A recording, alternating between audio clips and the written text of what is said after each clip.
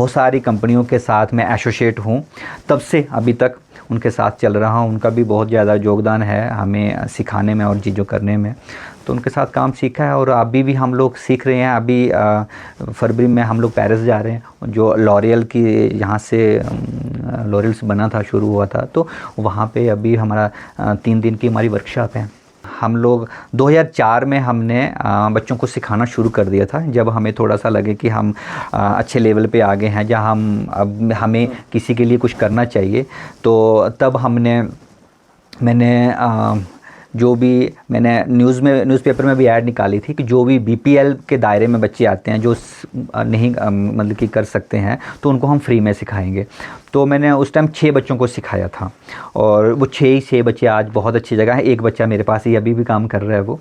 और उसके बाद मैंने काफ़ी सारे बच्चों को जो गरीब फैमिली से थे, जो बीपीएल उसमें आते थे, बहुत जो कैटेगरी में आते थे, उन सब बच्चों को, काफ़ी बच्चों को मैंने सिखाया है। और फिर एक टाइम तो मैंने 80 बच्चों को सिखा दिया, 80 बच्चों को। मैंने एक हॉल लिया, मैंने बोला क्या करें, तो सब बच्चों को सिखाया, तो सीखा नहीं किसी ने भी उसमें से। जो बड़ा ग्रुप बन गया तो मेरे को नहीं फ़ायदा नहीं हुआ, क्योंकि फ्री में लोगों को लगा।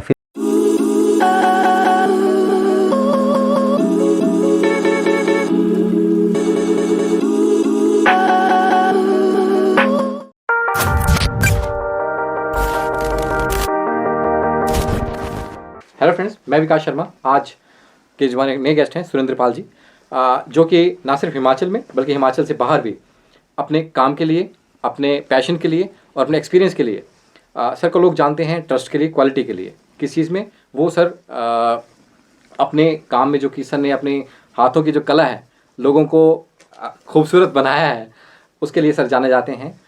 सर ब्यूटी इंडस्ट्री में सर का नाम है और सर से हम बात चर्चा करेंगे जो 25 सालों का सर का एक्सपीरियंस है वो कैसा रहा, किस किस साथ में सर ने क्या काम किया सर ने।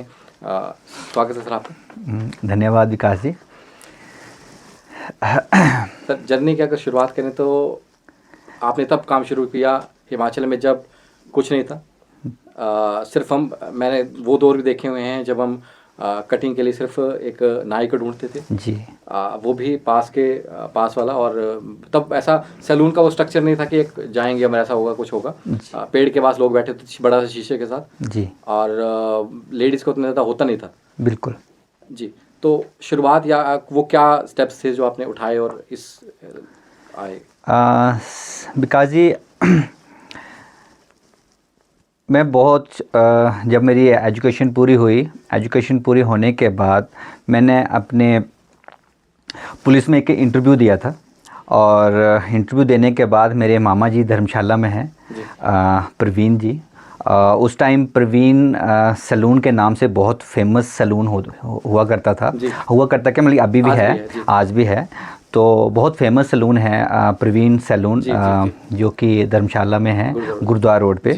तो वो मेरे मामा जी हैं, तो उनके साथ मैं मामा जी के पास आया था। तो मेरे को बहुत अच्छा लगा उनका काम करने का तरीका और उनका सारा मतलब कि उनकी पर्सनैलिटी और स्टाइल बहुत अच्छा लगा। और मैंने बोला मामा जी कि मैं भी ये काम सीखूँगा।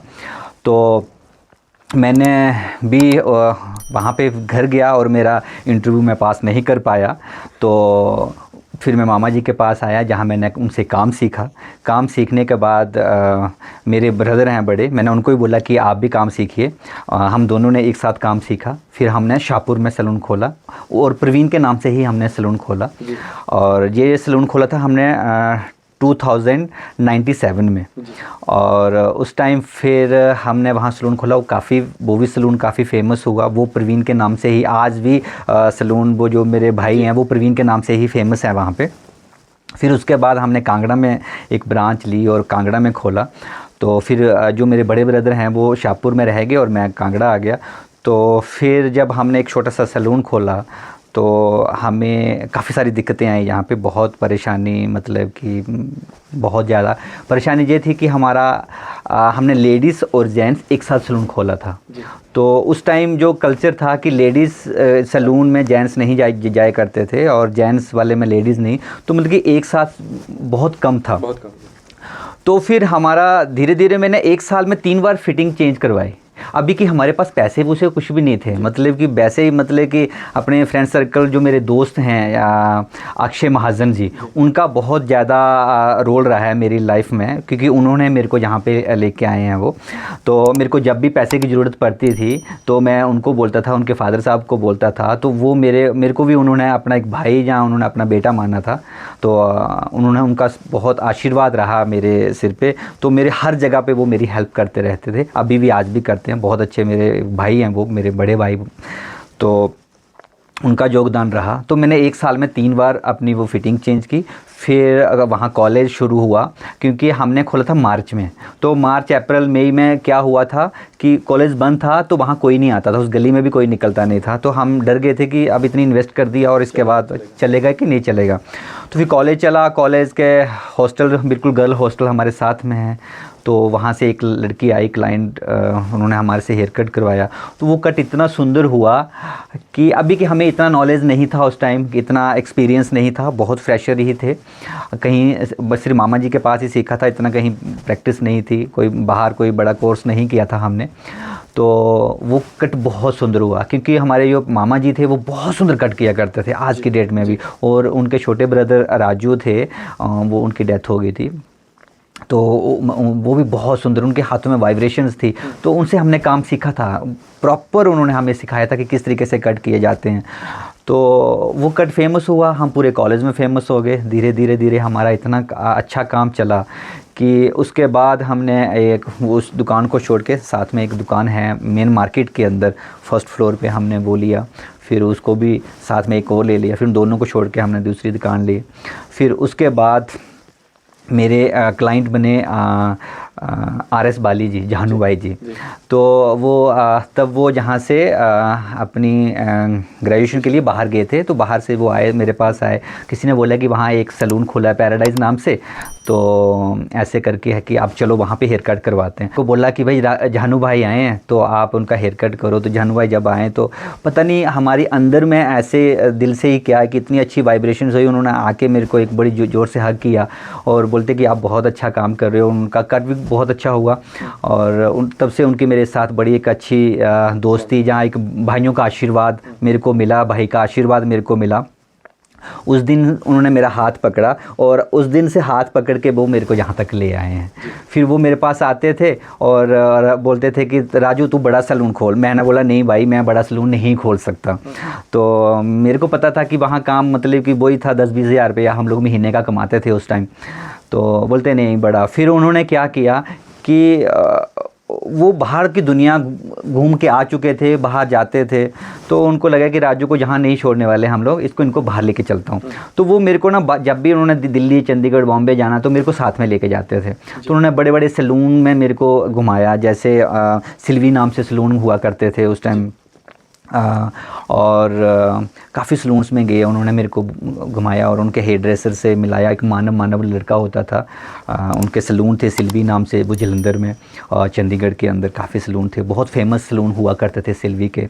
तो उनके ऑनरों से मिलाया मेरे को, उनको बोला कि ये मेरा छोटा भाई है और इस तरीके से। तो उन्होंने मेरे ना माइंड को ग्रोथ दी, माइंडसेट बढ़ाया, क्योंकि हमारी इतनी हम धर्मशाला जाते थे, मेरे को याद है कि हम लोग धर्मशाला जाते थे तो हमारे पास जाने का किराया होता था, आने का नहीं होता था। तो हम आते पैदल थे, हम खड़ में आते। एक बार हम मैक्लोडगंज चले गए और 10 रुपये थे, 10 में पहुंच गए मैक्लोडगंज। और फिर हम खड़ में, और वो जो ऊपर से जो तो हम लोग सीधा शीला निकले और शीला से हम लोग जहाँ कांगड़ा पहुँच गए। तो ऐसा वो टाइम था। मगर भाई ने हमें बाहर लेके गए, हम लोग ढाबे में नहीं जा सकते थे, उन्होंने 5 स्टार होटल्स में घुमाया, हमें दिखाया कि दुनिया कहाँ जा रही है। फिर उन्होंने मेरे को एक जो अभी राजपूत सभा की जो पार्किंग के सामने सलून है वो मेरे को लेके दिया, और बहुत सस्ता सलून लेके दिया, और बहुत बड़ा था, मतलब कि वो 4-5 हज़ार स्क्वायर फुट में सलून था। तो मैंने बोला भाई नहीं, मैं इतना स्क्वायर फुट में मैं नहीं कर पाता हूँ, क्योंकि मेरी इतनी बड़ी मुश्किल से अगर हम इकट्ठा भी करें तो 1-2 लाख रुपया होगा। उस टाइम हमने इकट्ठा कर लिया होगा, ज़्यादा पैसा नहीं था हमारे पास। तो उन्होंने बोला कि नहीं राजू, ये तूने ही करना है, ठीक है। बहुत कम पैसे में, उस टाइम जो मार्केट के अंदर जो किराए चल रहे थे उससे कम से कम 3-4 गुना कम पैसे में लेके दिया। और वो जो हमारे मकान मालिक हैं राज अंकल, वो बहुत अच्छे हैं, उनका आशीर्वाद भी हमारे सिर पे है। तो उन्होंने हमें जानू भाई ने उनको कन्विंस किया कि ये छोटा भाई है, इनको आपने करना, तो वो भी मान गए, उन्होंने हमें दिया। मगर मेरे को लगता था, फिर मैंने अनुज गर्ग जी को साथ में जोड़ा और आधा उनको दिया, आधा मैंने लिया। तो फिर उसके बाद जानू भाई ने हमें जो भी लोगों से मिलाया था, दिमाग बन चुका था। फिर भाई ने बोला, हाँ भाई फिर मेरे को बोलता कि जितना भी आपका खर्चा होगा, बहुत आज भी मेरे को वो है बात याद है, याद क्या, वो साथ ही हैं, उनका आशीर्वाद है कि जो भी आपका खर्चा होगा, जो भी इन्वेस्टमेंट होगी, अगर ख़राब हुई तो वो मेरी ख़राब होगी, आपकी ख़राब नहीं होगी, अगर बेनिफिट होगा तो वो आपका होगा। तो भाई ने उस दिन मेरे को सारा आर्किटेक्चर ढूंढा, एक एक चीज़ भाई ने अपने हाथ से वो सैलून की बनाई भाई ने। और वो भी आज उस सैलून, जब भाई अंकल जी को लेके आए कि ओपनिंग आप करोगे, तो उस टाइम अंकल जी परिवहन मंत्री थे, GS बाली जी। तो उन्होंने मेरी दुकान की ओपनिंग की, वो पूरा ब्यूरोक्रेट्स और पूरे पॉलिटिशियन सब लोग आए, और उस पहले दिन से ही मेरी इतनी इनकम थी कि जो मेरे वहाँ का खर्चा था पूरे महीने का, वो एक ही दिन में मेरा निकल गया था। और उस दिन से लेकर आज तक भाई ने मेरे को, मतलब कि उनके आशीर्वाद से बहुत अच्छा चलता रहा। और उसके बाद फिर जहाँ पे जब हमने लेना था, तो तब भी मैंने भाई से बोला कि ऐसे ऐसे, तो उस दिन भी भाई ने काफ़ी, मतलब कि हर तरीके से भाई ने मेरे को हेल्प किया। और मेरे जैसे भाई ने पता नहीं कितने लोगों को मतलब कि तारा होगा। बिल्कुल जी। सर, इसमें शुरुआत में आपके स्टेप बाय स्टेप रहे होंगे, तो जी। जैसे आप ट्रेनिंग इंस्टीट्यूट भी आप जी, मैन्युफैक्चरिंग है, तो वो शुरुआत कैसा दौर रहा? कि शुरुआत में हमने एक सिंपल, मैंने आपको बताया कि मैंने अपने मामा जी से काम सीखा था। तो फिर उसके बाद मैंने शाहपुर में हमने थोड़ा सा किया, और फिर हमें लगा, मेरी एक सिस्टर, बट जैसे मतलब कि मेरे फ्रेंड सर्कल हर लोग बनते गए, तो उन्होंने बोला कि नहीं आप आगे काम सीखो। फिर जानू भाई मिल गए, उन्होंने बोला कि आप आगे सीखो। भाई ने काफ़ी जगह पे भेजा, और फिर आगे से हम बड़े सेमिनार्स लगाने लगे, वर्कशॉप्स लगाने लगे। अभी भी ना करते भी ज़्यादा नहीं तो इंडिया का जहाँ जितने भी बड़े सेलिब्रिटीज़ हैं हमारी लाइन में, मैं उनके साथ काम कर चुका हूँ। और बाहर फ़ॉरेन में अगर अब्रॉड की बात करें तो 20-25-30 कंट्रियों में जाके वहाँ से मैं कोर्स करके आया हूँ, जहाँ जो भी हमें वर्कशॉप्स लगती हैं, मैट्रिक्स की वर्कशॉप लगती है, लॉरियल की कंपनी की लगती है, लोटस की लगती है। तो बहुत सारी कंपनियों के साथ मैं एसोसिएट हूँ, तब से अभी तक उनके साथ चल रहा हूँ। उनका भी बहुत ज़्यादा योगदान है हमें सिखाने में और चीज़ों करने में, तो उनके साथ काम सीखा है। और अभी भी हम लोग सीख रहे हैं। अभी फरवरी में हम लोग पेरिस जा रहे हैं, जो लॉरियल की यहाँ से लॉरियल से बना था, शुरू हुआ था, तो वहाँ पे अभी हमारा 3 दिन की हमारी वर्कशॉप है अपग्रेडिंग के लिए। तो उस तरीके से हमारी चलता रहता है। पहले आप मैन्युफैक्चरिंग में आए या पहले आपने ट्रेनिंग इंस्टीट्यूट खोला? पहले हमने 2016 में हमने ट्रेनिंग स्कूल खोला था। उससे पहले हम लोग 2004 में हमने बच्चों को सिखाना शुरू कर दिया था, जब हमें थोड़ा सा लगे कि हम अच्छे लेवल पे आ गए हैं, जहाँ हम अब हमें किसी के लिए कुछ करना चाहिए। तो तब मैंने जो भी मैंने न्यूज़पेपर में भी ऐड निकाली थी कि जो भी BPL के दायरे में बच्चे आते हैं, जो नहीं मतलब कि कर सकते हैं, तो उनको हम फ्री में सिखाएंगे। तो मैंने उस टाइम 6 बच्चों को सिखाया था, और वो 6 बच्चे आज बहुत अच्छी जगह है। एक बच्चा मेरे पास ही अभी भी काम कर रहा है वो। और उसके बाद मैंने काफ़ी सारे बच्चों को जो गरीब फैमिली से थे, जो BPL उसमें आते थे, बहुत जो कैटेगरी में आते थे, उन सब बच्चों को, काफ़ी बच्चों को मैंने सिखाया है। और फिर एक टाइम तो मैंने 80 बच्चों को सिखा दिया, 80 बच्चों को। मैंने एक हॉल लिया, मैंने बोला क्या करें, तो सब बच्चों को सिखाया। तो सीखा नहीं किसी ने भी उसमें से, जो बड़ा ग्रुप बन गया। तो मेरे को नहीं फ़ायदा नहीं हुआ, क्योंकि फ्री में लोगों को लगा। फिर मैंने बोला नहीं, अब हम फ्री में नहीं सिखाएंगे, जो प्रोडक्ट के ऊपर कॉस्ट लगेगी, हम इनसे कुछ कमाएंगे नहीं, फीस नहीं लेंगे, मगर जो प्रोडक्ट कॉस्ट होगी, जो जहाँ का खर्चा होगा, वो हम इनसे लेंगे और फिर हम लोग सिखाएंगे।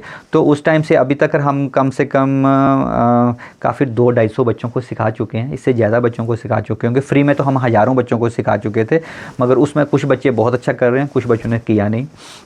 मगर अभी भी जो हम 100-150 क्या 200-250 बच्चों का मेरे पास डाटा है, इतने बच्चों को हम लोग सिखा चुके हैं। और आज जो बच्चे हमने सिखाए हैं, वो बहुत अच्छा काम कर रहे हैं। कुछ मैं कंपनी में है, लाखों के पैकेज हैं उनके। कुछ बच्चे अब्रॉड गए हैं, कुछ बच्चों ने अपनी अकेडमीज़ खोली हैं, कुछ बच्चे पूरे इंडिया के अंदर फैले हुए हैं। और हिमाचल में ही काफ़ी जगह, हिमाचल डिस्ट्रिक्ट, अगर हिमाचल की बात करें तो हर 10 में से एक बच्चा हमारे सलून में, अगर 10,000 मतलब के सलून्स हैं तो उनमें से आपको कहीं ना कहीं हमारा बच्चा कोई ना कहीं मिल जाएगा आपको हर जगह पे। एक चीज़ और आती है सर, अगर कोर्सेज़ की बात करें तो कोर्सेज़ कितने कितने आपके, मतलब टाइम पीरियड कितना रहता है? 3 मंथ? हमारा 6 मंथ का कोर्सेज़ होता है। उसके बीच में हम लोग टर्नशिप देते हैं। और हमारा टाइम पीरियड का कोई ऐसा है नहीं है। अभी भी जो हमारा रहता है, हम बच्चों को बोलते हैं कि 6 मंथ का कोर्स है, मगर जब तक आप सीखोगे नहीं तब तक हम आपको सिखाएंगे। एक इसकी एग्जांपल है, हमारे पास एक लड़का है शेंटी पठानिया, उसने काम सीखा था हमारे से। तो जब वो आया था तो उसकी मासी ने भेजा था उसको कि वहाँ काम सीखने के लिए। उसकी मासी का अपना सैलून था और वो मतलब कि राजपूत लड़का है वो, और उसने बोला कि कहाँ नाइयों का उसके फ्रेंड सर्कल में, उन चीज़ों में। तो वो 6 महीने में नहीं सीख पाया कुछ भी, अगले 6 महीने में भी कुछ नहीं सीख पाया। फिर उसको मोटिवेशन दिया, सब कुछ किया, फिर उसने काम सीखा। आज की डेट में उसके पास 40 से 50 बंदे काम कर रहे हैं, और यहाँ लोकल हैं, सजानपुर में हैं, और 2 से 3 सलून हैं उसके अपने। तो उसके बाद उसने देखो कितना साम्राज्य खड़ा किया है अपना। तो इस तरीके से हमारा रहता है। हम मतलब कि टाइम पीरियड तो रहता है एक चीज़ का पर्टिकुलर कि इस टाइम के इतने बीच में, पर हम ये भी रहते हैं कि जो भी बच्चा हमारे पास, जो हमने पढ़ाया है, कभी भी उसको अगर रिवीजन करनी है कि अब मेरे को नहीं समझ आ रहा है या मैं काफ़ी टाइम से, तो वो हम लोग उनको फ्री ऑफ कॉस्ट में दोबारा से करवाते हैं। जैसे आजकल नई नई टेक्नोलॉजीज़ हैं। हाँ। अगर मैं फेशियल की बात करूँ या ब्यूटी की बात करूँ, तो क्या वो सारी टेक्नोलॉजी भी आप सिखाते हैं? बिल्कुल बिल्कुल बिल्कुल। हाइड्रा फेशियल से लेकर गल्वेनिक से लेके अजोन हाइड्रा, मतलब कि हर एक जो भी हमारे प्रोफेशन में रहती है, जो हमें मतलब कि जो यूज़ होती हैं मशीनरीज, आलमोस्ट हम लोग सब सिखाते हैं। उसके बाद सर एक चीज़ और आती है कि आप मैन्युफैक्चरिंग में गए, तो कुछ एक्सपीरियंस रहा होगा प्रोडक्ट को लेके आपका, कि तभी आपने सोचा मैन्युफैक्चरिंग का, या क्यों ऐसा? हाँ, इसका ये रहा है कि मैन्युफैक्चरिंग में काफ़ी साल पहले, मैं अगर बात करूँ 2007-8 की, तो हम ना ऑर्गेनिक फेशियल बनाते थे खुद। उसमें क्या करते थे, अगर किसी के फेस पे क्या बोलते एक्ने है, पिंपल्स हैं, तो मेरे एक गुरुजी हैं, तो मैं गुरुजी से बात करता रहता था जब मैं इस लाइन में आया था, 2000 की बात है। तो वो मेरे को टोटके बताते रहते थे कि यार ये ऐसे नहीं ऐसे कर, ऐसे नहीं ऐसे कर। फिर मेरे को एक बुक मिली, मैंने बुक ख़रीदी, एक बुक पढ़ी मैंने, तो उस बुक्स में हज़ारों नुस्खे थे। ठीक है, तो सबसे पहले तो मेरे को वो उन्होंने बताया था कि पिंपल्स के ऊपर एक काली हल्दी होती है, उसको रात को भिगो के रखो, सुबह पत्थर पे घिसो और फेस पे लगाओ, आपका बिल्कुल शाइयाँ होंगी और पिंपल्स होंगे, बल्कि हफ्ते में ठीक हो जाएंगे। तो मैंने बोला करके देखते हैं। हमने किया, हमारे अपने जो स्टूडेंट्स थे, हमारा स्टाफ था, हमने उनके ऊपर अप्लाई किया, वो बहुत अच्छा है। फिर धीरे धीरे हम बहुत सारे ऐसे फेशियल्स बनाने लग पड़े। हमने मिक्सी ग्राइंडर सब रख लिया अपने सलून में, वो सब हम क्रश करते थे, उनके फेस पैक बनाने, खुद वो करने। तो धीरे धीरे हम प्रोडक्ट के ऊपर, उनके ऊपर स्टडी करते रहे और उन चीज़ों के, और उस तरीके से मेरे को सर्कल में डॉक्टर्स मिलते गए। तो उन डॉक्टरों के साथ मिलके उन चीज़ों का करते हम लोग ये प्रोडक्ट जो प्लान किया था हमने, काफ़ी टाइम से हम लोग वैसे कर रहे थे, मिले थे मेरे, मगर 2012 में हमने प्लान किया था ये प्रोडक्ट, पूरा स्ट्रक्चर बनाया था कि हम इस तरीके से बिज़नेस करेंगे, इस तरीके से वो करेंगे। तो फिर वो कुछ ना कुछ हमें नया काम मिलता गया। 2016 में हमने एकेडमी खोल ली, 14 में, और 16 में हमने ये यहाँ ले लिया, तो हमें मौका नहीं मिला। फिर जब कोरोना आया, तो कोरोना में हमने वो जब डायरी निकाली अपनी, जो पूरा अपना लैपटॉप खोला, देखा हमने स्ट्रक्चर बना हुआ, क्यों ना इस लाइन में जाए। तो फिर क्या करें, फिर मैंने सोचा कि नहीं, अब सैनिटाइज़र का वो है। तो फिर मेरे एक दोस्त है, मैंने उनसे बात किया कि यार सैनिटाइज़र का आजकल बहुत चल रहा है, तो हमारा प्लान भी है इसमें करने के लिए, तो क्यों ना हम लोग इसमें करें। तो बोलता है बिल्कुल ठीक है। तो मैं उसके साथ जाके CSIR में हमने फार्मूलेशन ख़रीदी उनसे, और उसके ऊपर हमने सैनिटाइज़र बनाया वही फार्मूलेशन से। वो इतना फेमस हो गया, वर्ल्ड फेमस हो गया।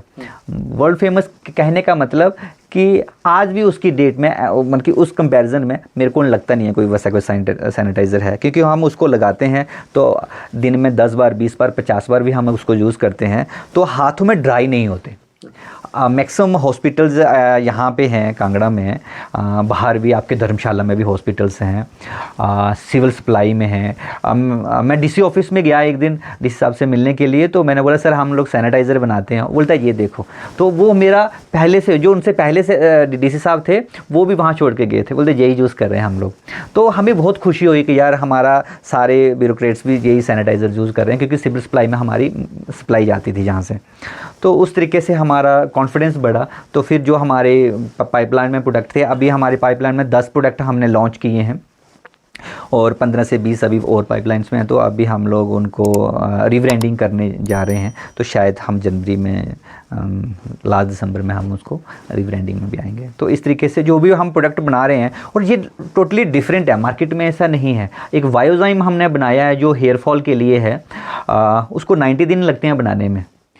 उसमें हरी जड़ी बूटियाँ डाली गई, जैसे बैर के पत्ते, बहुत सारी ऐसी चीज़ें हैं जो ग्रीन हैं, उनको तोड़ा जाता है, उसको एयर टाइट में रखा जाता है और 90 दिन के बाद उसको ओपन किया जाता है। तो एक जो वायो बनाने की जो एक वो है, उस तरीके से प्रॉपर बनाया जाता है और उसके अंदर कोई भी प्रिजर्वेटर नहीं है जो कि उसको किसी के लिए भी वो हानिकारक नहीं है, छोटा बच्चा यूज़ कर सकता है। और रीग्रोथ बहुत अच्छी हो रही है, हेयर फॉल के लिए बहुत अच्छा है, मतलब कि बहुत अच्छा काम कर रहा है वो प्रोडक्ट। और ऐसे ब्यूटी ऑयल है हमारा एक, वो एंटी एजिंग के लिए। ऑयल कोई फेस पे लगाता नहीं है क्योंकि भी चिपचिपा करता है, वो है ना, थिकनेस होती है, मगर हमारा ऑयल बहुत ज़बरदस्त है। उसमें और बादाम रोगन, ये सारी चीज़ें हमने उसके अंदर डाली हैं, बहुत सारी जड़ी बूटियों के डाला है, बहुत फेमस है।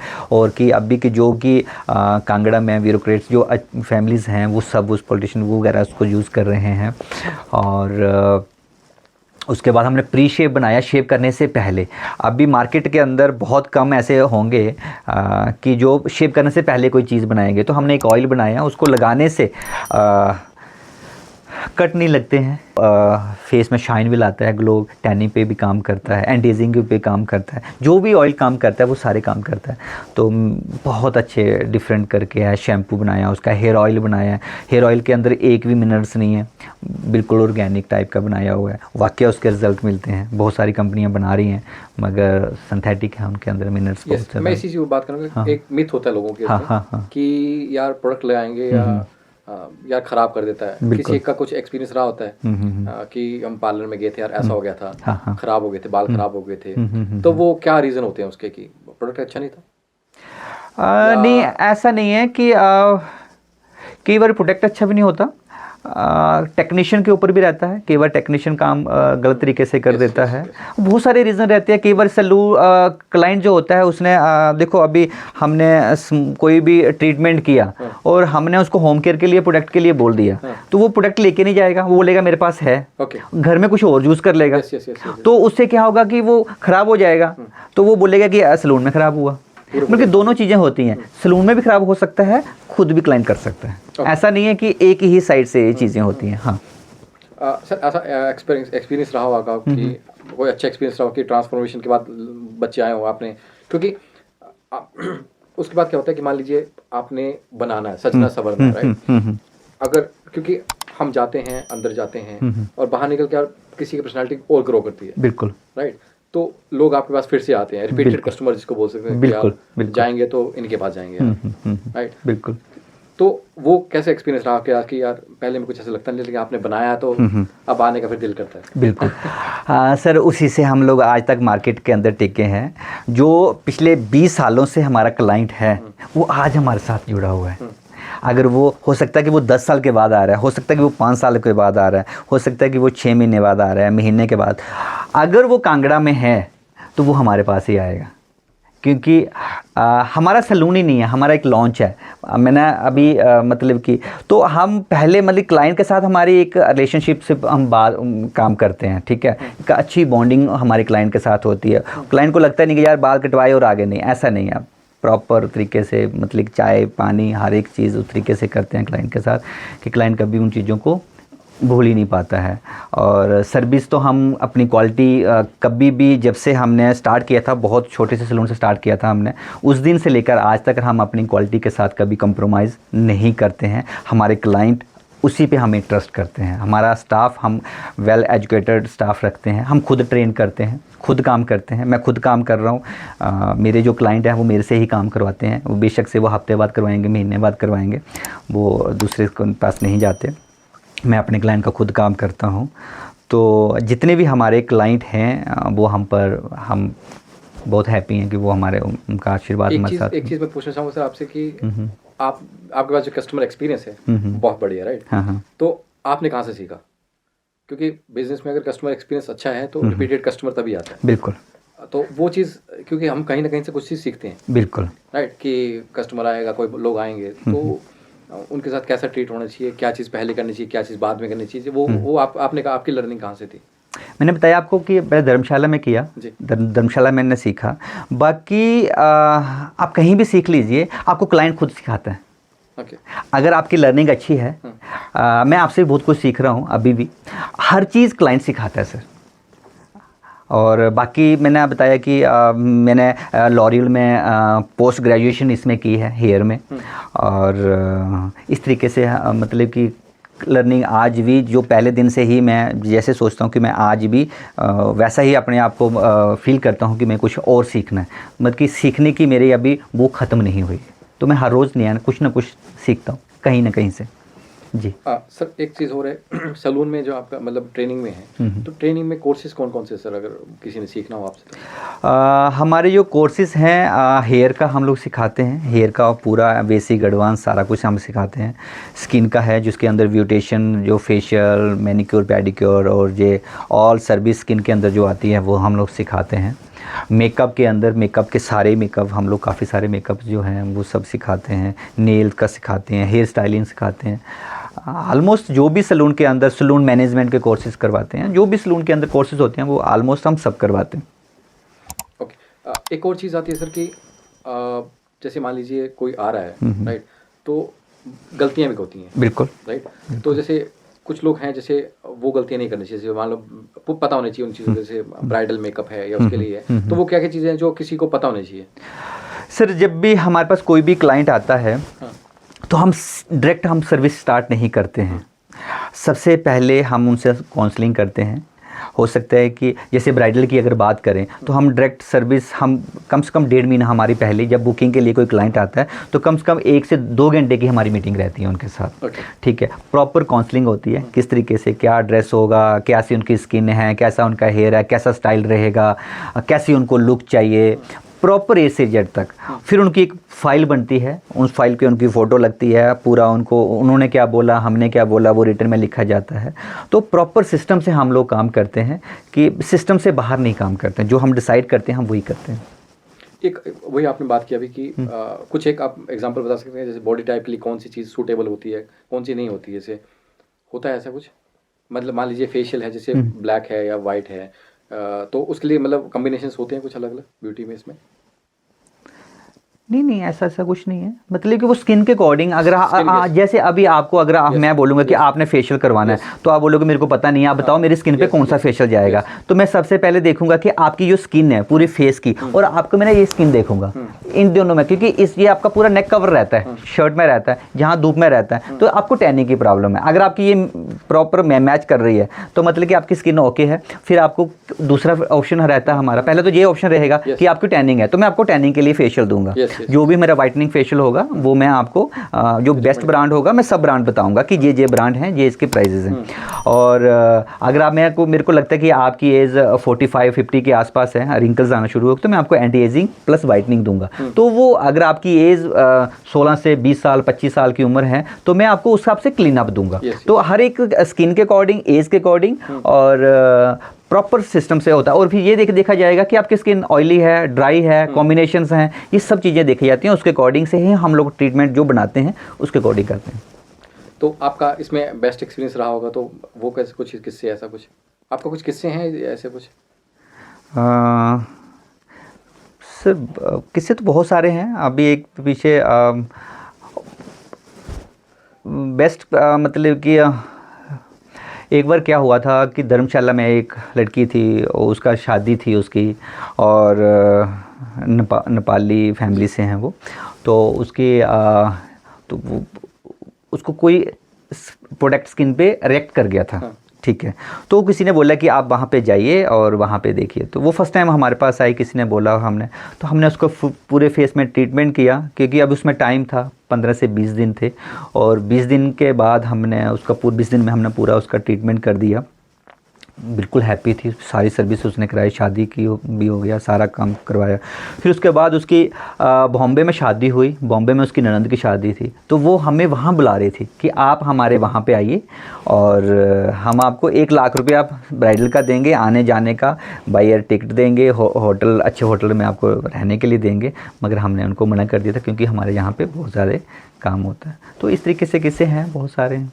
अब हिमाचल से बाहर भी आप जाते हैं? हाँ, जाते हैं हम लोग। जो भी वेडिंग प्लानर्स होते हैं, जो वेडिंग्स बाहर होती हैं, तो हमारी टीम जाती है पूरा प्रॉपर हिमाचल के हर कोने में। हम लोग चंबा से लेकर हमीरपुर तक, जोगिंदरनगर तक, पठानकोट तक, सब जगह पे हमने काम किया। और सर एक और चीज़ है, जैसे बच्चे अभी तक कनेक्ट है आपसे, राइट? तो बच्चे कौन कौन सी जगह पे कहाँ हैं आपके, जैसे यहाँ से गए होंगे तो बच्चे? आपके हाँ, हमारे बच्चे कुछ तो ब्रॉड गए हैं, कुछ तो कनाडा, काफ़ी 2-3 बच्चे हमारे कनाडा गए हैं, कुछ बॉम्बे बच्चे गए हैं हमारे, और कुछ यहाँ पे पंजाब में काफ़ी सारे हैं, हिमाचल में बहुत सारे हैं, हर धर्मशाला में, कांगड़ा में बहुत हैं। तो इस तरीके से सारे आलमोस्ट जितने भी जो प्रोफेशनल कोर्सेज जिन्होंने किए है, मेरे को लगता है कि वो 100% ही एक अच्छा अपना अर्न कर रहे हैं। कोई ऐसा बच्चा अभी सुना नहीं मैंने कि वो घर बैठा होगा। करने के बाद घर बैठा होगा। हाँ, अभी नेक्स्ट घर भी बैठा होगा तो घर में भी काम कर रहा होगा। एक लड़की है हमारी, उसने घर में ही सैलून खोला हुआ है, बहुत अच्छा कर रही है। सर इसके बाद नेक्स्ट अभी क्या प्लानिंग है आपका, कि फ्रेंचाइजीज टाइप खोलने का है या कुछ ऐसा? हाँ, हमारा अभी अगला नेक्स्ट 2025 में हमारा है कि हम 1-2 अपने ही सैलून खोलें, और दूसरा हमने अपनी एकेडमी को और अपग्रेड करना है और बड़ा करना है। तो बस वही है कि हम चाहते हैं कि हमने सीखा है। हाँ, एकेडमी के लिए मैं एक आपको बताऊं कि सबके लिए, कि कोई भी अगर बच्चा है जिसके पेरेंट्स नहीं हैं, उसको हम लोग फ्री ऑफ कॉस्ट सिखाते हैं। ठीक है, और अगर कोई बिल्कुल गरीब है तो उसको हम लोग 50% पे भी हम उसकी कॉस्ट, जो हम लोग उसकी प्रोडक्ट कॉस्ट लेते हैं, उसका 50% पे हम लोग करवाते हैं। तो कोई अगर सुनने वाला सुन रहा होगा तो कोई हमें बताए तो हम उनको फ्री ऑफ कॉस्ट कोर्स करवाएंगे। एक और चीज़ है सर, आप शो में भी एक्टिव रहते हैं, आपने शो भी करवाते हैं, तो वो कौन कौन से शो करवा रहे हैं सर, आप वो भी थोड़ा बता दें। शो हमने मैं वैसे जितने भी शो होते हैं यहाँ पे, जो दिव्य हिमाचल के शो, फैशन शो होते हैं, 2012 से उनके साथ जुड़ा हूँ, 2013 से, सॉरी, 2012 में शिमला में हुआ था, उसके बाद जब से कांगड़ा में हो रहे हैं, 2013 से मैं उनके साथ एसोसिएट हूँ। उनकी जितनी भी ग्रूमिंग होती है, जितना भी उनका मेकअप पार्टनर हम लोग रहते हैं। और इसके अलावा जितनी भी यहाँ पे अगर निफ्ट में होते हैं, मेडिकल कॉलेज टांडा में होते हैं, यूनिवर्सिटी के अंदर जितने भी फैशन शोज़ होते हैं, मैं सबके साथ एसोसिएट रहता हूँ।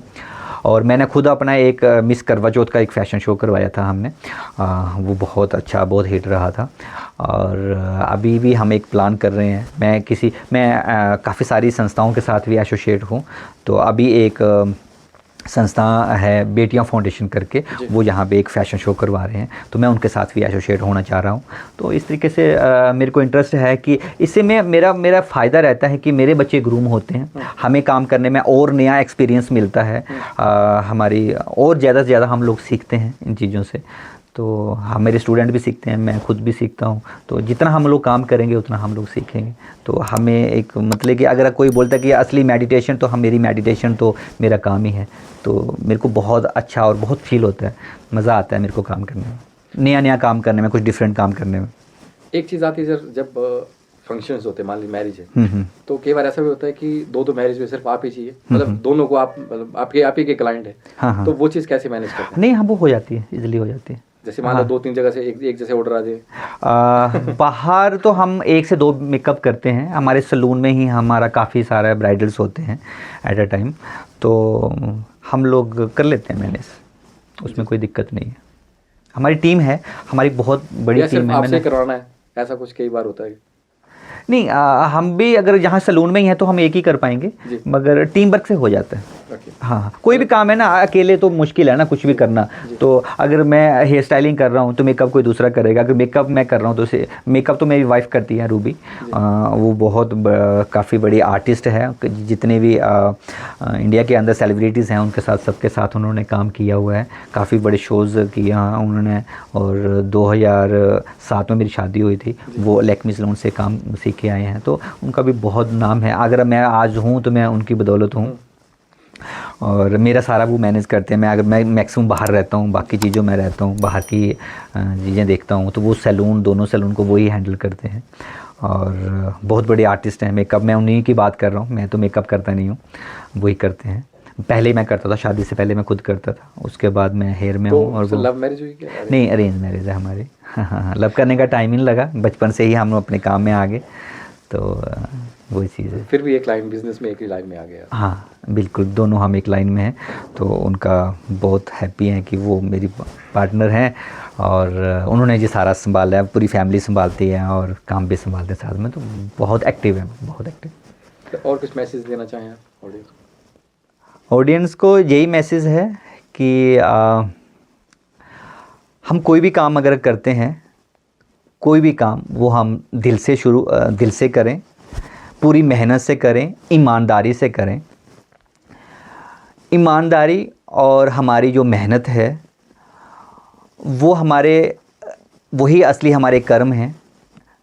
परमात्मा सब देखता है, और जो इंसान, कोई भी इंसान, मैंने बिल्कुल जीरो से स्टार्ट किया था, 5000 से शुरू किया था और आज यहाँ पे पहुँचा हूँ। एक ही चीज़ मेरे दोस्तों ने, मेरे पेरेंट्स ने मेरे को एक ही चीज़ सिखाई है कि अगर हम ईमानदारी से काम कर रहे हैं अपने काम में और मेहनत कर रहे हैं, मेहनत मतलब कि हम एक्टिव हैं अपने काम में, नया नया सोचते हैं, अच्छा करते हैं, तो कोई भी इंसान जो भी काम शुरू करेगा उसका काम चलेगा। हो सकता है कि थोड़ा टाइम लगे, क्योंकि हमें भी 2 से 3 साल लगे थे काम चलाने में। अभी के हमें 6 महीने तो हमारे लिए बहुत ज़्यादा टफ़ टाइम था, मगर उसके बाद धीरे धीरे मगर एक्चुअल में हमारी जो ग्रोथ हुई वो 2010 में हुई। तो हमने कभी भी अपनी क्वालिटी के साथ कभी भी कंप्रोमाइज़ नहीं किया। हर क्लाइंट के साथ हम अपने भगवान का रूप मानते हैं, क्योंकि एक क्लाइंट ही है हमारे लिए। एक सबसे पहले हमारा भगवान हमारे पेरेंट्स हैं, जिन्होंने हमें जन्म दिया।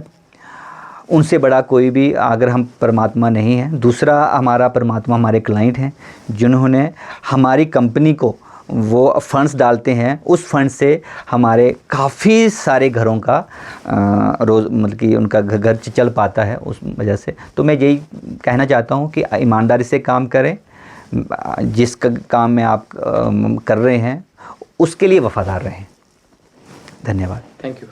मैं एक चीज़ कहना चाहूँगा, सर ने जो बात की और सर के बारे में जो मैंने सुना है, तो वही चीज़ है कि सर का मैं 3 ही वर्ड बोलूँगा इसमें। ट्रस्ट एक चीज़ है, क्वालिटी एक चीज़ है, और सर एक्सपीरियंस उस चीज़ है। आप यहाँ पे वो सारी ही चीज़ें देखेंगे, और जब सबसे आप मिलेंगे तो सिंपल सी बात है, वो सारी चीज़ें आप फील भी करेंगे।